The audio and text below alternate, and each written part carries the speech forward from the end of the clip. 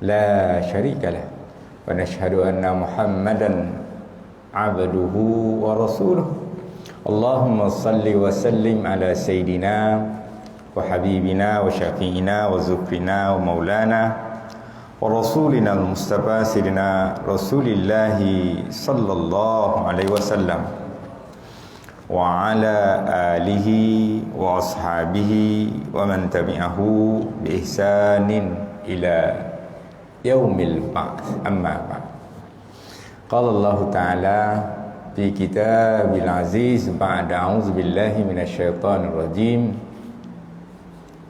شهر رمضان الذي أنزل فيه القرآن هدى للناس وبينات من الهدى والفرقان فمن شهد منكم الشهر فليصم ومن كان مريضا أو على سفر فعدة من أيام أخر يريد الله بكم اليسر ولا يريد بكم العسر ولتكملوا العدة ولتكبروا الله على ما هداكم ولعلكم تشكرون وقال النبي صلى الله عليه وسلم في حديثه من جاء رمضان إذا جاء رمضان فتحت أبواب الجنة أو أبواب الجنان وغلقت أبواب النار وصفدت الشياطين أو سلسلة الشياطين أو كما قال النبي صلى الله عليه وسلم Assalamualaikum warahmatullahi ta'ala wabarakatuh. Sidang jamaah muslimin, para jamaah muslimat, tetamu Allah Masjid Qaryah Kampung Licin Hulu pada pagi subuh Ahad yang mulia. Alhamdulillah, lebih-lebih lagi pada bulan Ramadan Al-Mubarak. Summa alhamdulillah, Allah memberikan sedikit waktu kepada kita lagi, kesihatan terutamanya juga kan, kelapangan masa dan juga kekuatan dalaman diri kita untuk terus beristiqamah menghidupkan ataupun mengimarahkan rumah Allah pada bulan yang mulia ini. Alhamdulillah, kalau kita mahu memanjatkan setinggi kesyukuran kerana kita juga dapat bersahur. Alhamdulillah kan. Sebab tuntutan bersahur ini banyak orang kata fadilat ataupun kelebihannya. Selalu kita dengar orang baca ayat Quran, wabil ashari hum yastaghfirun kan. Kan selalu kita dengar tu kan, pada masa ataupun waktu time sahur mereka ini memohon keampunan. Jadi para ulama bincang panjanglah, walaupun saya tidaklah nak bincang lanjut tentang ini, tapi yang pentingnya kita ambil kesempatan kan. Ramai yang buat tak kisah kan, tak penting ataupun tak anggap ianya suatu yang besar dalam agama kita kan. Sebab itu kalau kita tengok masa sahur, para ulama kalau kita nak sebut dalam, kalau tengok dalam pentafsiran para ulama berhubung dengan ayat yang saya bacakan tadi, ada yang contohnya Mujahid mengatakan contohnya disebut itu adalah waktu solat. Ada para ulama pendapat demikian. Ada yang kata itu adalah waktu qiyamul lail, dari sudut pandangan lah. Ada yang kata waktu itu adalah waktu istighfar. Tapi semuanya itu boleh terangkum dengan satu orang kata amalan je. Bila kita bangun tu masuk semualah kan. Dan sahur itu sendiri adalah waktu yang para ulama mengatakan ianya adalah di penghujung sebelum masuknya waktu subuh. Sahur bukan pukul 12 malam. Kan? Ni ingat zaman-zaman student dulu sahur pukul 12. Itu bukan sahur, itu makan lewat malam. Pukul 12 makan tu tak bangun dah. Itu cerita masa belajar-belajar dulu. Kawan-kawan macam tu, kita pun terikutlah juga. Sebenarnya itu bukan. Jadi para ulama bincang sahur itu sekitar 15-20 minit sebelum subuh ataupun setengah jam maksimal sebelum subuh. Masa itulah kita diminta. Jadi kalau nak cerita pasal doanya, istighfarnya, kan? Boleh semua. Masa yang mustajab. Kan? Sebab itu dalam hadis pun sebut tentang tasaharu, bangun sahur. Tuntutan yang diminta kita buat. Bangun sahur. Fa inna fis sahur, sungguhnya pada perbuatan ataupun amalan bersahur itu barakah. Terdapat banyak keberkatan. Cuma para ulama membuat perkara yang amat mudah. Sahur itu bukan bermakna makan nasi satu balan ataupun makan satu hidangan, dah juga. Sahur itu hanya memerlukan sama ada sebiji tamak, segelas susu, seteguk air pun dianggap sebagai sahur. Nak bagi kemudahan, tak ada masalah. Yang pentingnya kena ambil. Tuntutan itu adalah tuntutan untuk kita membuatnya. Itu galakan-galakan. Sebab kadang-kadang galakan-galakan ni orang anggap alah sunat, tak buat tak apa. Saya amat rasa tak berapa tepat dengan tanggapan sunat, walaupun betul dari sudut maksud makna secara fiqh bahawa sunat itu artinya amalan yang apabila kita lakukan kita akan dapat pahala, tapi apabila kita tinggalkan nothing else, tak ada apa-apa, relax. Dari sudut bahasa atau makna fiqh betul, tetapi dari sudut kerohanian tak betul, tuan-puan. Ini benda yang kita kena betul-betul betul-betul pula dah kan. Sebenarnya sunat itu buat dapat pahala dan digalakkan. Tinggal rugi, kita kena pegang situ. Jangan kata tinggal tak ada apa-apa, relax lah. Oh, berat. Satu, kalau kena guna bahasa orang pengajar tinggi, paradigma ataupun pemahaman yang tak betul sebenarnya. Tinggal adalah satu kerugian. Kita kena tak pasak dalam diri kita, sebab Allah minta kita raih, minta kita dapati ataupun usahakannya. Contohnya, kalau kita sebut pasal solat 2 rakaat subuh adalah lebih baik daripada dunia dan segala isinya. Sunat juga kan, apa hal sekalipun. Tapi takkanlah kita tak nak dapat. Itu persepsi yang kita kena baiki. Ayalah sunat juga tak apa. Akhirnya macam ni lah kan.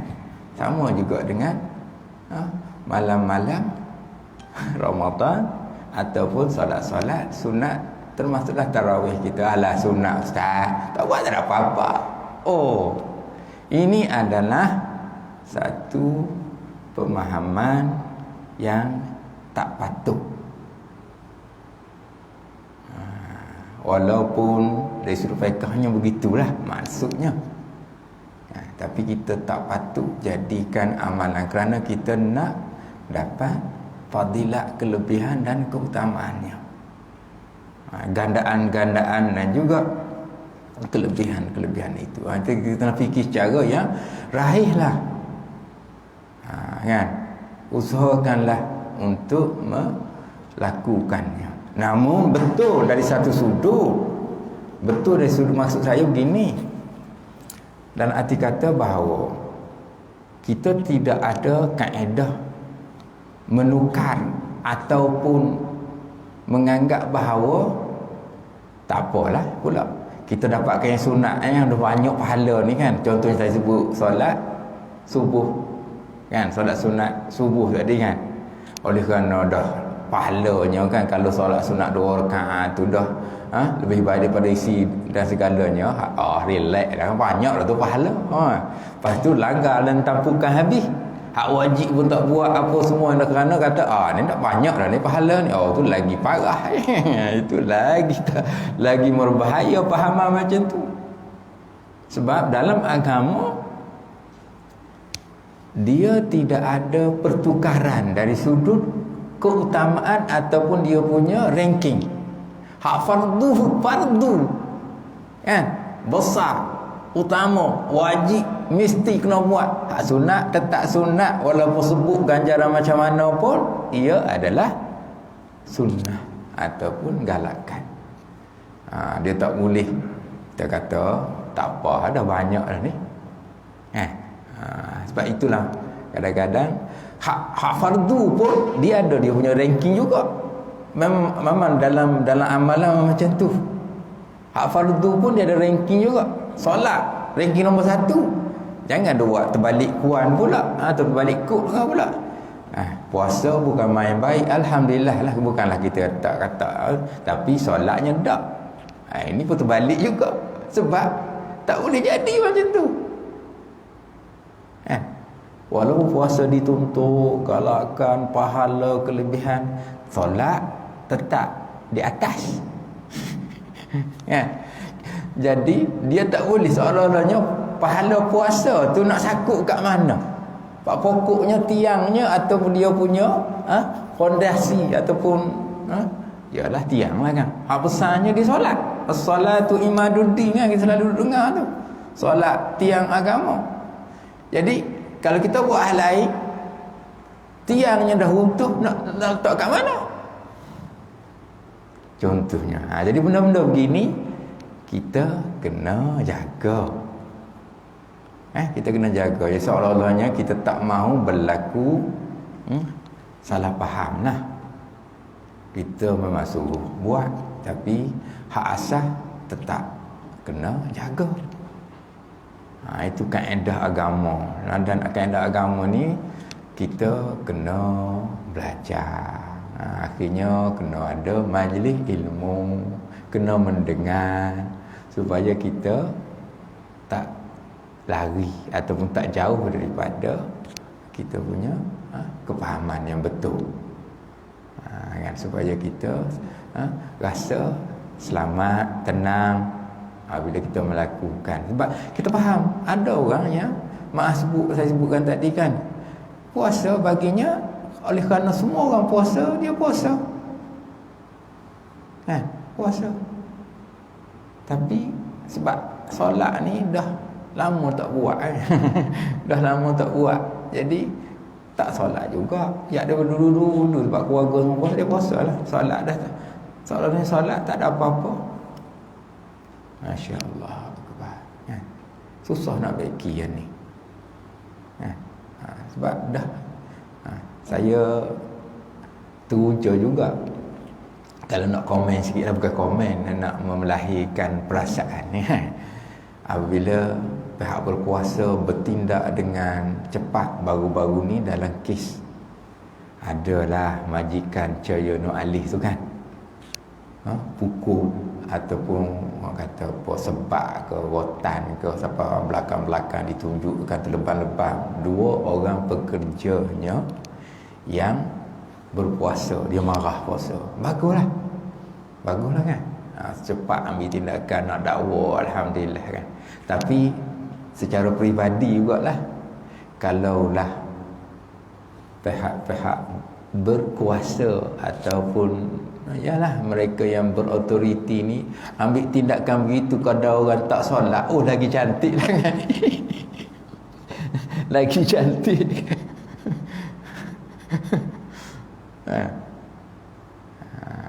Lagi cantik. Tapi nampaknya solat, sebab majoriti orang Melayu pun cincai punya kan, jadi dia tak anggap benda tu macam sesuatu yang begitu utama. Saya nak perbandingan, bukan kata tak itu, tapi nak cerita dari sudut solat kan lagi besar. Patut ambil tindakan untuk solat lagi hebat. Tapi seperti yang sebutkan tadi, sebab solat itu benda yang relax-relax je. Ramai orang yang tak mengutamakannya. Akhirnya tak apa pun, tak solat pun. Kan?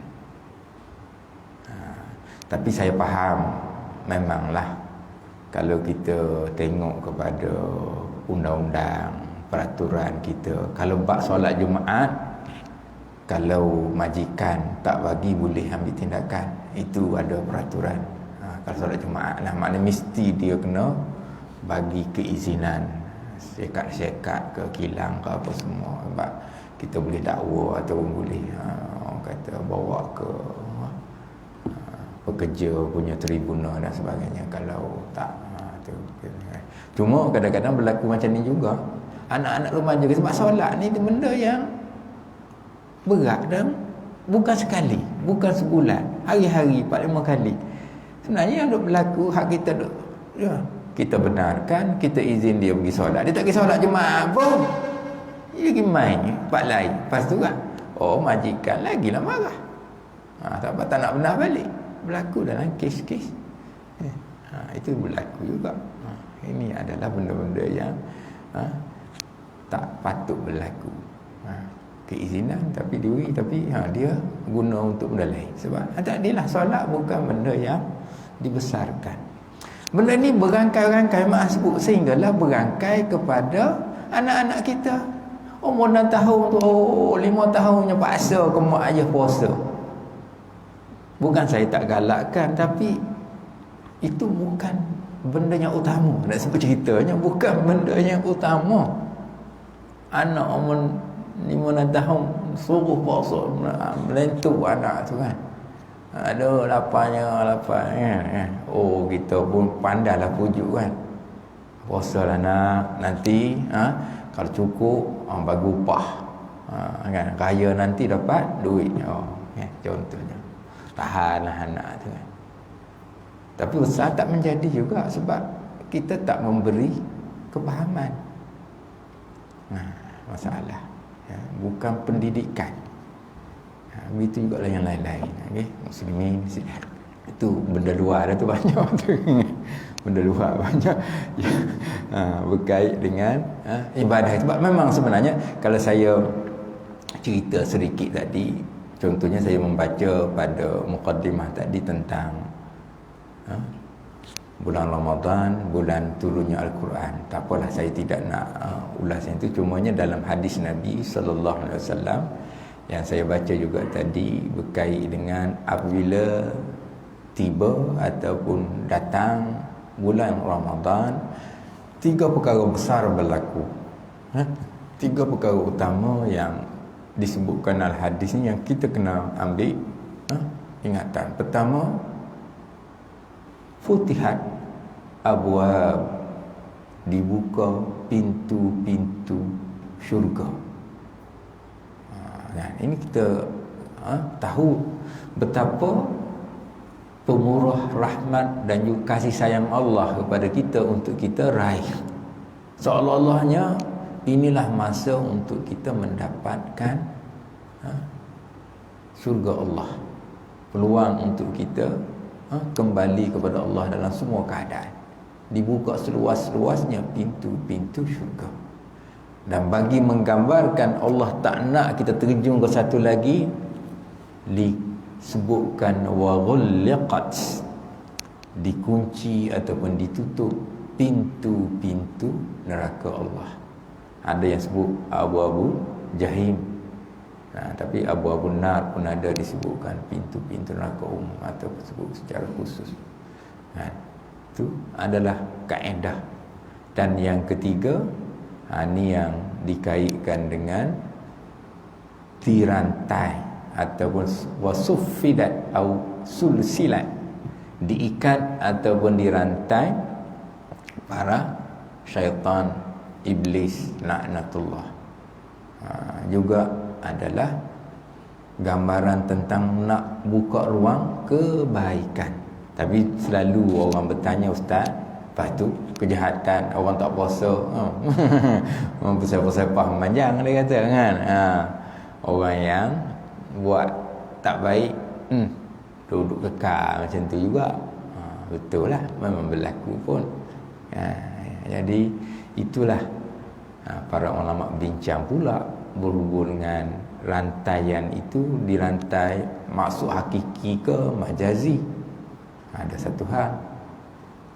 Ada juga yang melihat kepada syaitan yang dirantai itu lebih kepada syaitan yang besar-besar, yang general yang utama. Ada juga. Contohnya ini adalah perbincangan. Ada juga melihat bahawa betul rantai hakikat, tapi oleh kerana kita telah terdidik nafsunya. Sebab kita ni dikawal oleh nafsu dalaman yang dalam diri kita sendiri, hawa nafsu kita kan, yang telah terasuh dengan keburukan, kemaksiatan. Maka datang apa pun dah jadi satu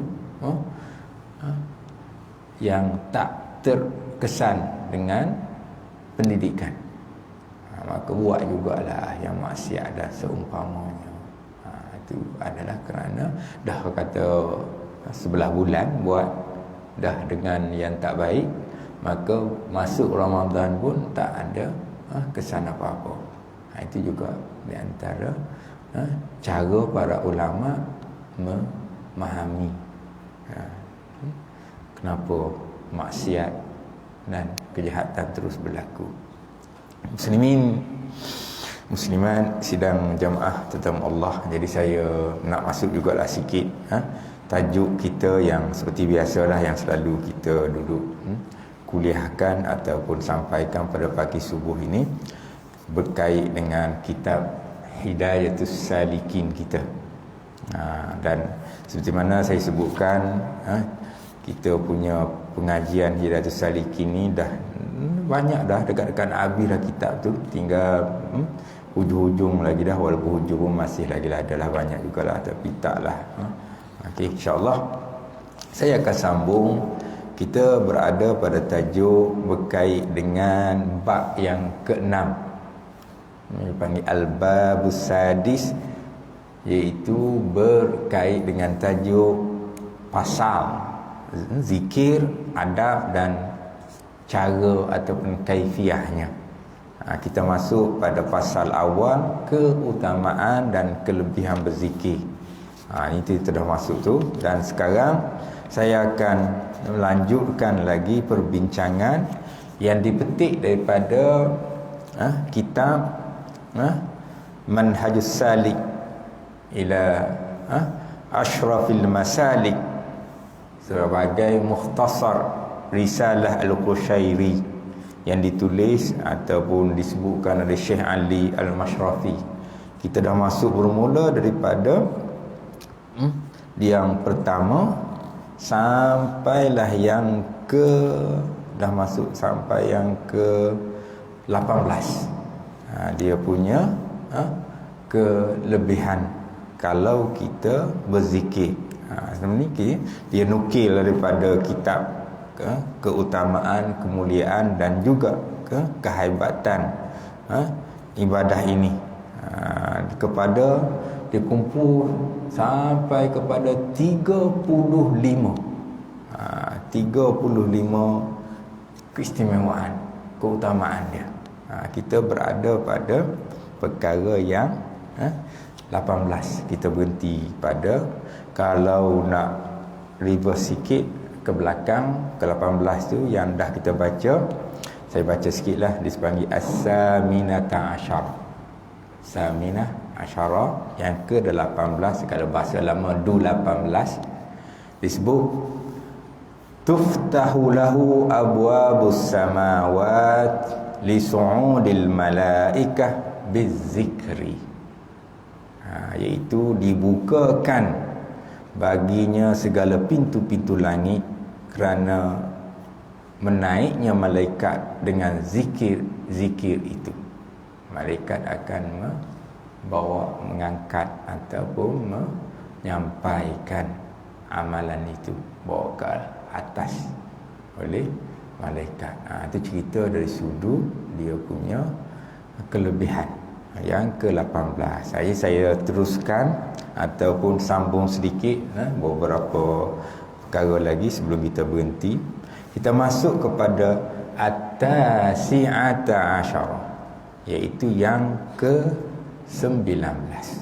Ini 35, maknanya ada hampir separuh lagi lah kan.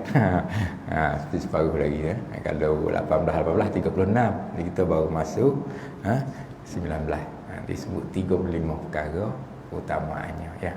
Yalah, macam tadilah juga amalan zikir. Sebab itulah bila kita cerita pasal zikir, dia menjadi satu makanan. Sebab itu zikir ni kalau kita sebut dalam bahasa lain dipanggil qutul qulub, makanan hati. Kan? Kita sendiri macam kita berpuasa.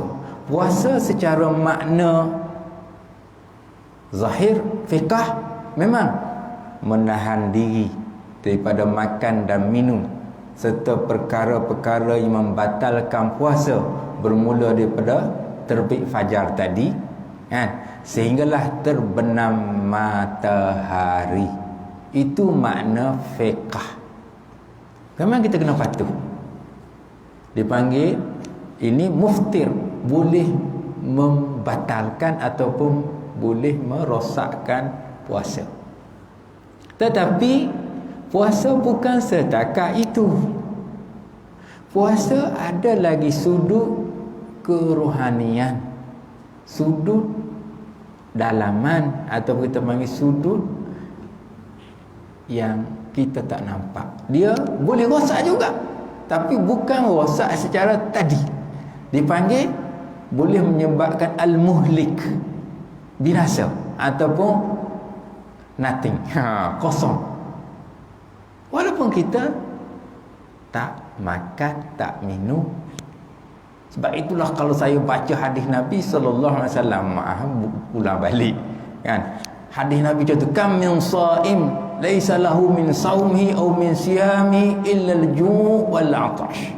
Berapa banyak orang yang berpuasa, tak ada apa-apa puasanya, tak ada nothing, relax. Illa al-ju' wal 'atash, kecuali apa yang dia dapat? Lapar dan dahaga. Kenapa? Sebab puasa bukan setakat tahan yang zahir tadi sahaja kan. Belum lagi saya baca hadis-hadis yang lain yang menyebutkan tentang man lam yada' qaula zur wal 'amala bihi falaysa lillahi hajah an yada'a ta'amahu wa syarabah. Barang siapa yang tidak meninggalkan kata-kata keji, kata-kata buruk, kata-kata yang mengumpat ke, mengata orang ke, menuduh orang, memfitnah orang, bla bla bla bla, ini kata-kata buruk. Bahkan dia buat wal amala bihi, bahkan dia terbiasa dengan perkara tersebut. Pokok-pokok tak ada kerja lain ya. Maka kata Allah dalam hadis ini, falaisa lillahi hajah, tak ada keperluan pada sisi Allah untuk orang macam ni. Hakikatnya bukan dari sudut zahirnya. Ayyada'a ta'amahu, tak perlu baginya untuk dia meninggalkan makan, dan juga tidak perlu untuknya meninggal minumnya. Ayyada'a ta'amahu wa syarabah,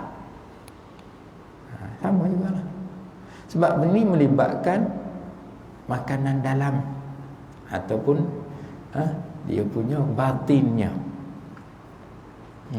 Begitu juga dengan zikir. Zikir secara zahir betul, kita sebut subhanallah, alhamdulillah, wala ilaha illallah, Allahu akbar.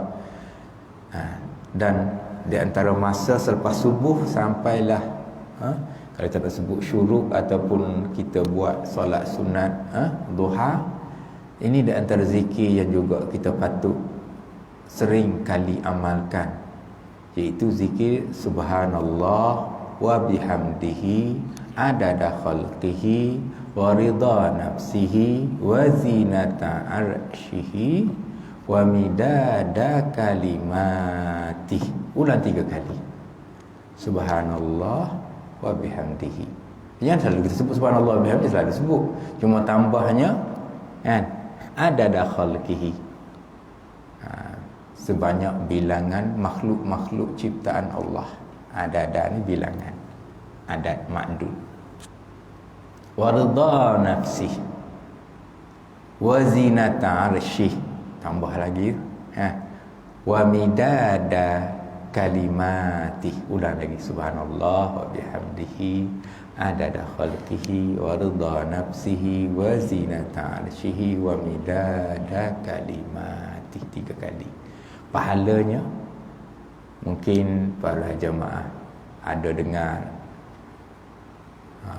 video yang disampaikan oleh Ustaz Syed Nur Hisham Tuan Padang, duta combat duta combat gambar besar kat belakang tu kan, yang menyebut tentang ada seorang wanita yang buat ibadat daripada lepas subuh sampailah dah masuk waktu duha kan.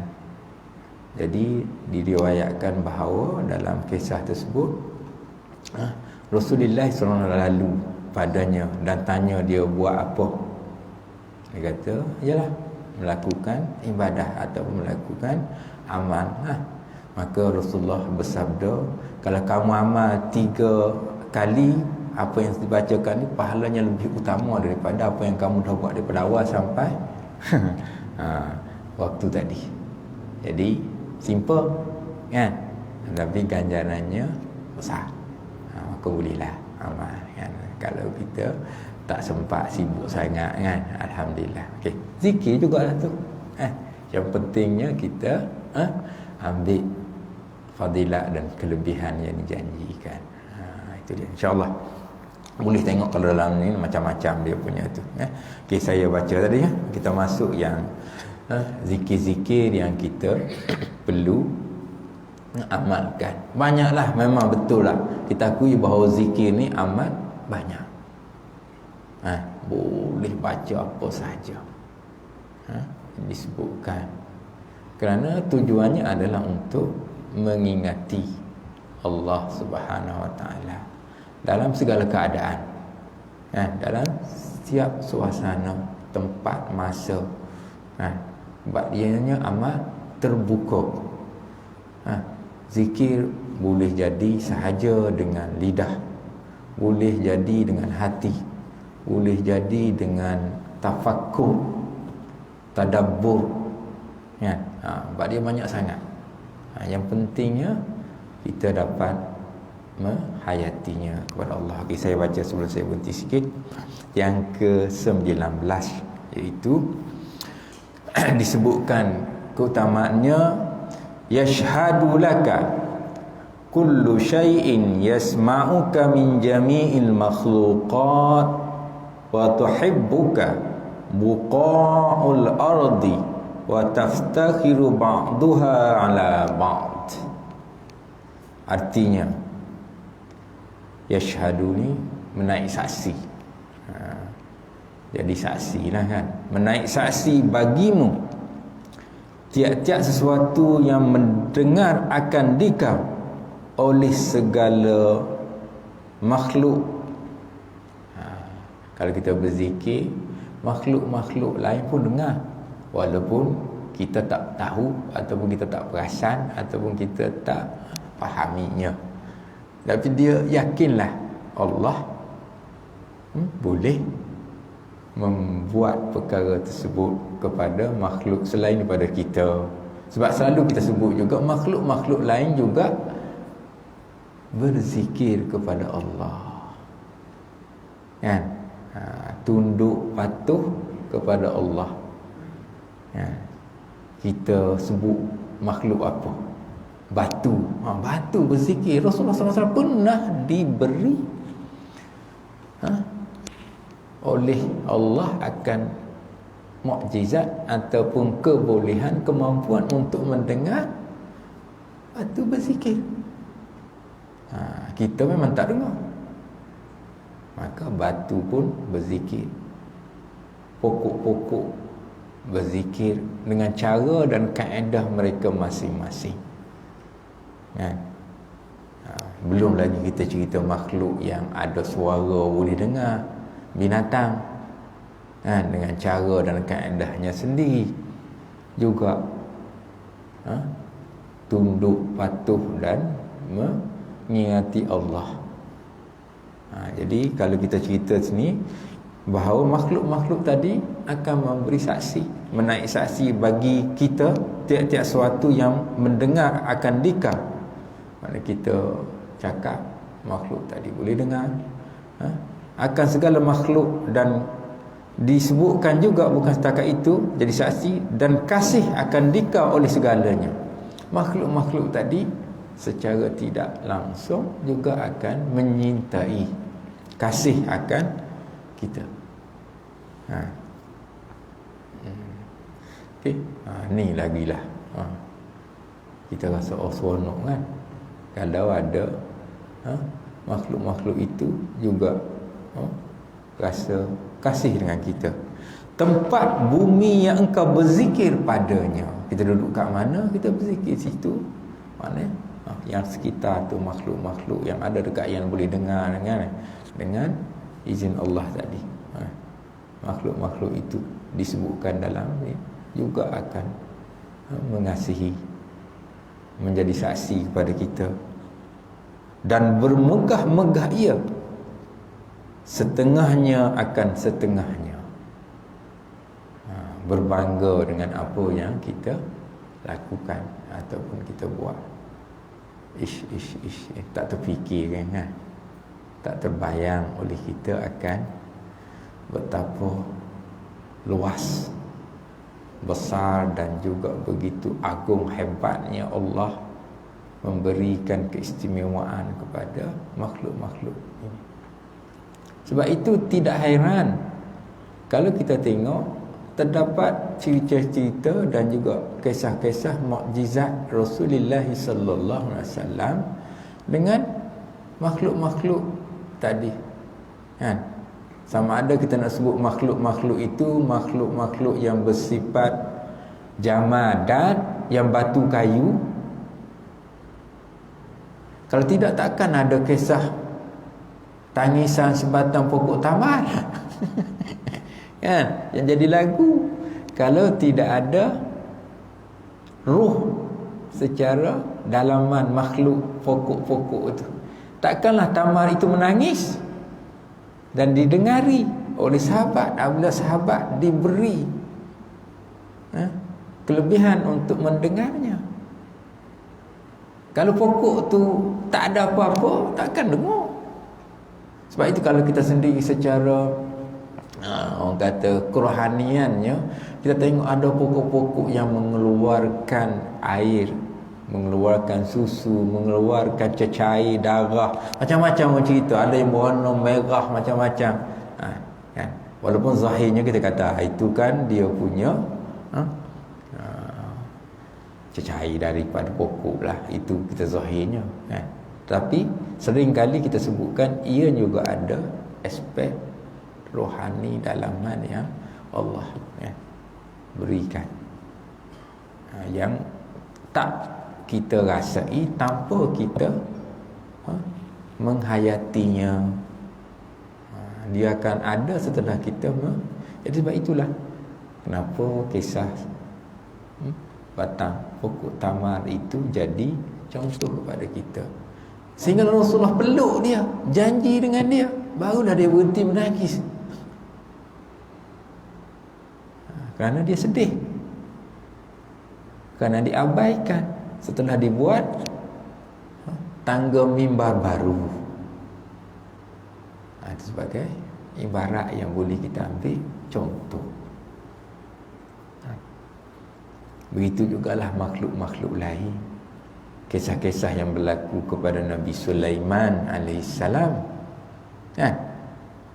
Dengan binatang-binatangnya yang Allah beri kebolehan, mukjizat ataupun kemampuan untuk mendengar percakapan, bicara makhluk-makhluk tadi. Tapi bukan benda pelik kan. Selalu hari ni filem, macam-macam filem orang buat boleh bercakap dengan binatang kan. Sebab otak manusia boleh terima sebenarnya, cumanya tak secara nyata. Kalau tengok filem-filem yang bercerita pasal binatang boleh bercakap dengan manusia, jadi dia punya orang kata jualan tiket lah kan. Dia punya jualan cukup tinggi, mencecah berbilion, laku, bukan sikit-sikit. Walau kita nampak bodoh cerita, tapi dah dia buat menarik, pakat pergi tengok habis kanak-kanak 10 kali pergi tengok. Ini adalah cerita-cerita yang boleh kita jadi banyak lagi lah. Okay. Itu kalau kita nak ambil pengajaran macam mana kelebihan yang Allah berikan. Jadi kalau kita berzikir macam yang tuan-tuan para jemaah sambil-sambil duduk ni, boleh saja berzikir, taklah satu yang menyalahi, kan? Mengucap kalimah-kalimah zikir, pahala yang Allah berikan kepada kita. Itu dia. Saya baca satu lagi sebelum saya berhenti, sebab saya nak berhenti jugalah sekitar kata berapa minit kan. 7.10 saya berhenti. Saya baca yang ke-20, senang. Kita berhenti nombor 20. Yang ke-20 Al-Ishrun. Kelebihan yang ke-20, ada 15 lagi lah jawab dia, kan? Apa yang akan boleh terjadi ataupun terkesan ataupun impak kepada kita kalau kita berzikir, iaitu riqqatul qalbi wa khusyu'uhu inda zikri. Ni penting juga ni. Apa benda? Supaya lembut hati. Ni kita ni Allahu Akbar. Di antara masalah besar umat Islam sekarang ini dipanggil kurang fikir, kurang zikir. Ni kalau minat baca buku yang tulis oleh Ustaz Fahro Muhammad Joy, kurang fikir pun dah tak berapa banyak, malas nak mikir. Malas lah, fikir sikit malas lah, fikir sikit malas lah. Habis cerita manusia malas mikir. Satu hal yang lagi teruk juga, kurang zikir pun malas juga, tak minat nak berzikir. Jadi zikir dan fikir. Kalau kita malas berzikir, hati kita juga akan jadi lebih keras. Kita tahu hati kita ni memang begitu sifatnya.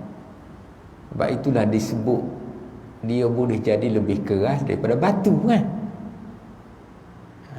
Kalau nak lembut kena banyak. Sebab itu disebutkan riqqatul qalbi wa khusyu'uhu inda zikri. Lembut hati dan khusyuk, dia akan jadi lebih khusyuk, lebih rendah diri ataupun rasa mudah terkesan dengan apa. Kalau kita sendiri ibarat senanglah, kan? Kalau kita baca apa-apa kisah, cerita, diberitahu apa-apa peringatan, kalau kita rasa alah biasa, sebab menunjukkan hati kita memang tak tersentuh. Susah juga sebenarnya hati. Tak kiralah benda berkisah yang normal. Tapi kalau hati kita ni, kalau dengar cerita-cerita tentang orang yang kurang bernasib baik, orang yang mengidap penyakit, bla bla, sedih menangis, kita Allah kesiannya. Paling tidak hati kita masih ada kelembutan tadi, riqah tadi, kan? Rasa tersentuh, jiwa kita tu masih ada lembutan. Kalau dah hilang, tak ada. Orang kan cakap apa-apa semua tak masuk. Tak Sebab dia tak tembus. Dia dah ada, kalau kita nak cerita dalamannya, kita panggil penyakit. Sebab hati ni selalu kita kaitkan macam cermin, kan? Macam cermin yang bercahaya. Macam kita nampak, kalau dah penuh dengan dosa, noda, maksiat, cermin tu dah jadi hitam legam, maka kita tak ada apa-apa, tak ada cahaya keluar dah. Itu yang kita bimbang dengan hati kita ni, kan? Jadi lembut hati dan khusyuk ia pada ketika berzikir. Kalau kita zikir, dia akan jadi lebih tersentuh, lembut, insya-Allah. Jadi saya kira saya nak berhenti di situ. Ada waktu, ada masa, kita jumpa lagi pada pertemuan akan datang, insya-Allah. Okey, saya akhiri dengan lafaz yang mulia. Aqulu qouli hadza wa astaghfirullahal azim li wa lakum wa lisairil muslimin wal muslimat wal mu'minin wal mu'minat fastaghfiruh fa ya fawzal mustaghfirin wa ya najatat taibin. Allahumma aftah alaina futuhal arifin warzuqna fahman nabiyyin wa hifzal mursalin. Allahumma faqihna fid din, Allahumma faqihna fid din, Allahumma faqihna fid din wa 'allimna at-ta'wil wahdina ila siratikal mustaqim.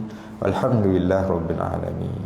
Taqabbalallahu minkum minna minkum taqabbal ya karim. Assalamualaikum warahmatullahi taala